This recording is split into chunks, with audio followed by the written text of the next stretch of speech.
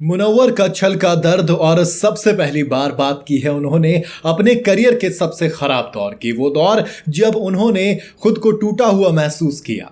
मैं मुनव्वर फारूकी को अक्सर हंसते मुस्कुराते और आई शुड से वेमेनाइजर का टैग देकर लड़कियों के साथ घूमते घामते तमाम कंट्रोवर्सीज में फंसते खूब देखा होगा।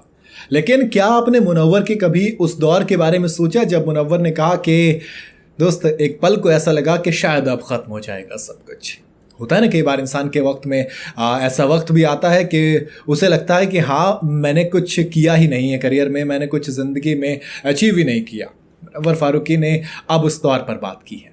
उन्होंने कहा कि मैं 21 साल का था जब जो मैं परफॉर्म करने वाला था वो परफॉर्म नहीं कर पाया। आपको याद होगा मुनव्वर की कंट्रोवर्सी हुई थी, बड़ी लंबी चौड़े कांड थे जब वो जेल वेल का इंसिडेंट हुआ था, फिर शो का होना, फिर शो का कैंसिल हो जाना। उन्होंने कहा कि एक वक्त लगा कि मतलब अब क्या होगा आगे। होता है कई बार आपने पूरी मेहनत की, इतना सब कुछ खड़ा किया, लोगों को इकट्ठा किया, अपने प्यार लोगों को फ़ैन बनाया अपने काम से। उसके बाद क्या होता है जब आपका शो होता है, जब आप उस प्यार से अब कमाने की बारी आती है तो शो कैंसिल हो जाता है। कहते हैं कि उसके बाद मैं थोड़ा डीमोटिवेट हुआ, ऐसा लगा कि अब ख़त्म हो गया। लेकिन मेरे दोस्त बड़ा खूबसूरत कहा है किसी ने कि बुरे वक्त की अच्छी बात यह होती है कि वो बदलता है। मुनव्वर ने कहा कि हमने मेहनत की, 1 साल तक लगे रहे, खूब डटे, और उसके बाद 1 साल same date same venue same जगह पर शो किया। सिर्फ 7 मिनट में शो सोल्ड आउट हो गया। आप मुनव्वर को जब देखते हैं तो आप कहते हैं कि भैया बड़ा ही शानदार आदमी है, एकदम चमकता धमकता सितारा है, अब तो 6-6 करोड़ का घर भी ले लिया है। लेकिन शायद आप भूल जाते हैं कि इस मुनव्वर फारूकी की जो माँ थी उन्होंने सुसाइड कर ली थी। क्यों? क्योंकि महज 3500 रुपये का उधार वो नहीं चुका पा रहे थे।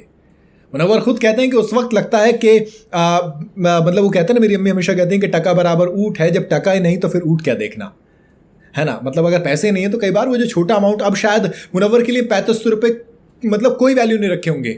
वो अगर 3500 रुपये में कोई एक छोटी सी ज़िंदगी भी संवरती है तो बड़ी आराम से संवारने की कोशिश करेंगे। लेकिन उस वक्त वो अपनी माँ की ज़िंदगी नहीं बचा पाए।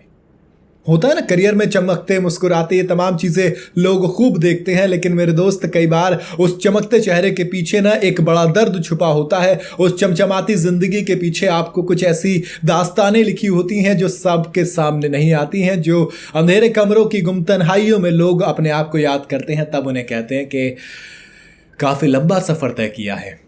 करणवीर की जो एक बात है मुझे वाकई में बड़ी खूबसूरत लगी यार, खतरों के खिलाड़ी में जो उन्होंने कही थी ना कि नंबरों की चकाचौंध में नहीं चलेंगे, आप बस साथ दीजिएगा, अभी तो हम लंबा चलेंगे। वाकई में मुझे मुनव्वर की कहानी जब मैं देखता हूँ तो बड़ी अच्छी, खूबसूरत और इंस्पायरिंग भी लगती है।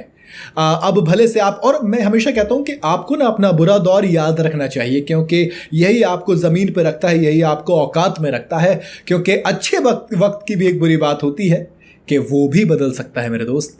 तो बाकी मुनव्वर का ये लोएस्ट पॉइंट था जो भी मुनव्वर को लगा, लेकिन मेरे ख्याल से वो काफ़ी आगे और काफ़ी हिम्मत वाले हैं। वो जितनी चीज़ों से लड़के आए मेरे हिसाब से उनका वो कोई लोएस्ट पॉइंट नहीं था। जिस इंसान ने गिरकर उठना देखा हो ना, वो कहीं से भी गिरकर उठ सकता है, और मुनव्वर उन्हीं में से एक है, मेरा मानना है। बाकी मुनव्वर को लेकर आपकी क्या राय है आप मुझे कमेंट में ज़रूर बताइएगा। वीडियो अगर आपको पसंद आई हो तो इसे लाइक और शेयर ज़रूर करें। जाते जाते चैनल को फॉलो और सब्सक्राइब ज़रूर करते जाइएगा।